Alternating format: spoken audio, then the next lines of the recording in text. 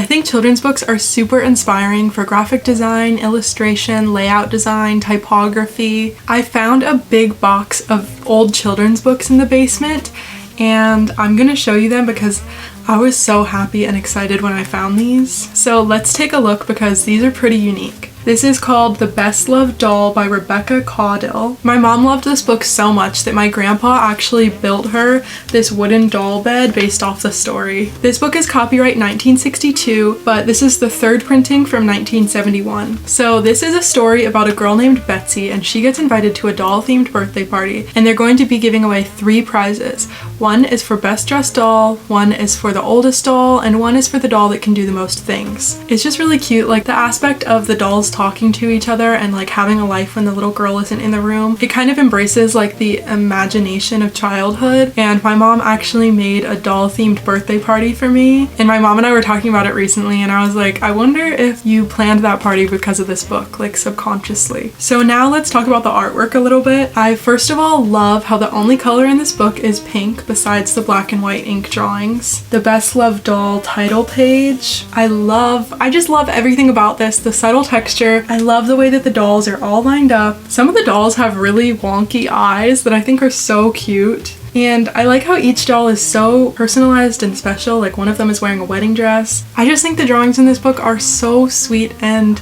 they really capture girlhood. Next up, we have another cute one, Bunnies. This is from 1974, and this one is not much of a story, it's more of just like facts about bunnies. I think my favorite little fact from this book is this one. And do you know why magicians especially like bunnies? Because bunnies can't make a sound, and so of course they won't tell how the trick is done. This book is meant for word recognition, teaching kids to read along, and identifying different objects. And I just love how children's books, they can do all that, but also just be beautifully designed with amazing illustrations. They're just great pieces of art and moments in time. I love that this book is made up of photography of little puppet figures. It reminds me of Santa Claus is Coming to Town and Rudolph, the stop motion. So this book gives me kind of like that same warm and fuzzy feeling that those movies do. And the colors, they're just so vibrant. Yeah, super adorable. This is a how-to book on different types of crafts. Specifically, it's like ideas for presents that you can give to people. So some of the things that you can learn to make are bird feeder, dog leash holder, key ring, butterfly bookmark, rubber band holder, and more. And the table of contents is organized by who the gifts are intended for. There's presents for grandparents, presents for aunts and uncles, and then I think this last 2 are pretty funny because there's presents for sisters and girlfriends and presents for brothers and boyfriends. And I feel like kids probably just like love that idea because it's a little bit scandalous. I always just loved these types of books as a kid that give you ideas on different crafts you can make. Even if I didn't end up making those specific crafts, it's just like the idea that you can make anything out of household objects. And as a kid, these books just got me feeling really inspired. It also helps that the illustrations are so cute and fun and colorful. Next we have a really exciting series. These are the Little Wonder books, and these are copyright 1936 to 1939, but these were originally intended for classroom use. So the teacher would get like a little box. These booklets would be in it along with a bunch of different booklets that were different colors. So the different colors are for like different grades and stuff. I think that the red is for more early learners. All the books are on different educational topics to teach kids about things in the real world. Like there's travel, animal family, birds and their babies, pets, the circus, different types of houses, trains today, airplanes, where animals live, and life on the farm. But immediately I just love all of these different covers. I like how each one has its own typeface to fit the design, but there's also consistency within the design of each book. Like the titles are all at the top and the bottoms all have the same logo, and then of course the same color scheme throughout. These are really cool little time machines because they're supposed to be teaching kids about the modern modern world. So like the travel book is all ways that you would travel in the 30s, like these old trains, old boats, old airplanes. You get to see everyone's old-fashioned outfit because the books have real black and white photos in it, which I also love. I like these pages that have the big title. It's just so eye-catching but also simple. The book about pets is really cute because it has pictures of kids and their pets, and the kids just look so happy and so do the animals. It's really sweet. And then I also really like this Sun, Moon, and Stars book. I think the typography is beautiful and I like the patterned background. And this one has a combination of pictures and drawings on the inside, and I really like the drawings of the constellations. They just feel really modern and a little bit funky, and it's cool to think that kids once learned from these.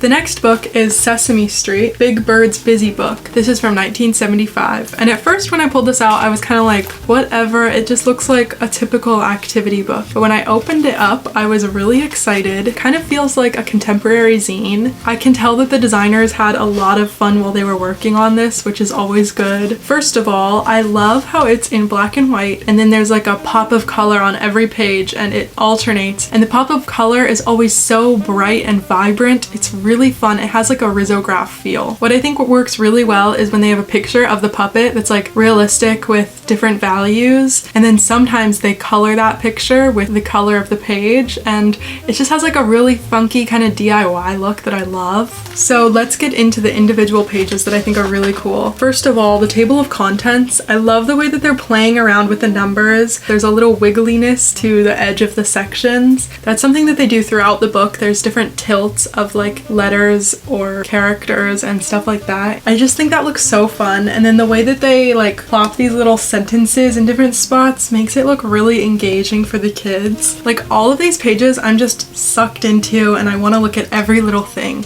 This page has a super cute border, and I like how the alphabet is like strung in between these little yellow flowers. And then I also love the color photography. This is again with the puppet photography thing. It just looks so good, and it's so like imaginary and playful. It's perfect for kids because it's real but also pretend.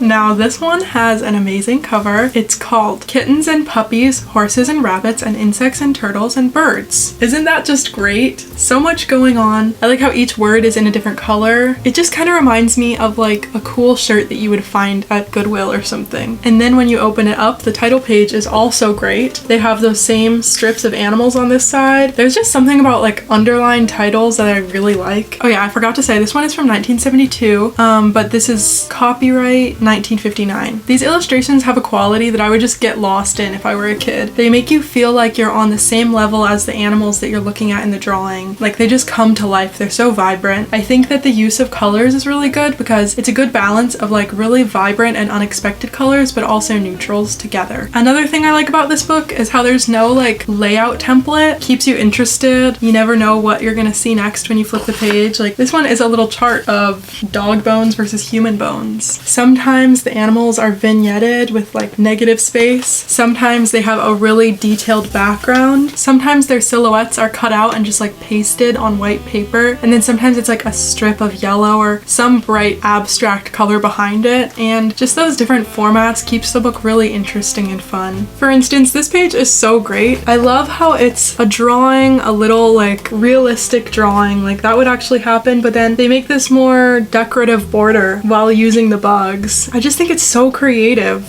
This turtle page is kind of funny. Like, why is it just turtle heads over here? And this kid's in a box because of the box turtle? That's great.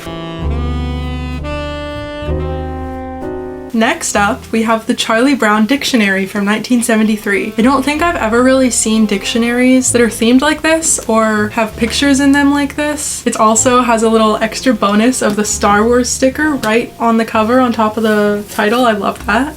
So this dictionary is focused on like all words that kids actually use or hear in everyday life, and they added some words to this one that weren't in the original dictionary, and the way that they like analyzed which words should be added, they looked at the Sunday newspaper cartoons, which I just thought was really cool. And basically the goal of this dictionary is to make learning words and reading fun. And they definitely did that by using Charlie Brown. I'm also not surprised to have found this because my grandpa loves Snoopy, so of course he would have bought this for his kids. I feel like it's hard to describe words in such simple terms, and they did a great job. And a lot of times they describe them with Snoopy, or they have the comics, which reiterate and illustrate the meaning of the word. Next we have one you're familiar with, Alice in Wonderland, but this is a different edition. This one is from 1980 and it's pop-up. It's from the Octopus Pop-Up Picture Stories series, where they took like classics and turned them into pop-up books. So it's really short, it's only like 5 flippable pages and it starts immediately on the back side of the cover. I think it's really fun. Also, I love Helvetica in children's books. The way that it works with illustration styles like this one is just really nice and it feels so modern. Like this feels like something that you would find in like a really cool bookstore that has a kids section, and the kids books are all like independently published. I love the pink and green color palette. I think it's really cool to see a classic story reinterpreted into a new style, especially one that has like a very popular Disney adaptation, because the Disney style is just so iconic that I'm really impressed with how this artist was able to make it her own, with like her own shape language and stuff like that. I think Alice just looks so cute.